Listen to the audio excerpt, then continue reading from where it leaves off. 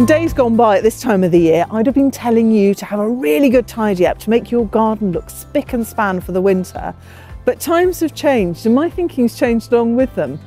Nowadays, I'm much more concerned about making my garden a good habitat for wildlife.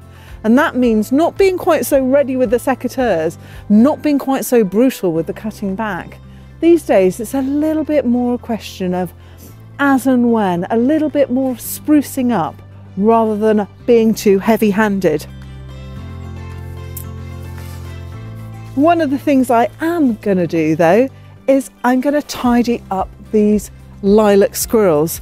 This is Sanguisorba lilac squirrel, which was one of my favourite plants of the summer, but it really has had its moment now. And I'm just going to take the flower heads off because I'm actually quite enjoying this autumnal foliage. It's got some really nice, quite pretty little autumnal tints, and it won't go on forever, but it is giving me a little bit of a moment now, which I'm quite enjoying. A couple of weeks time and I'll take the leaves off as well, but for the moment I'm quite enjoying these yellowy hues. Another thing I'm going to cut back is this peony. Look at it. It's not doing anything for anyone, is it? It really is a tired looking specimen.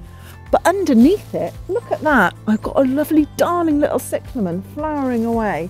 So I'm going to take the peony off right at ground level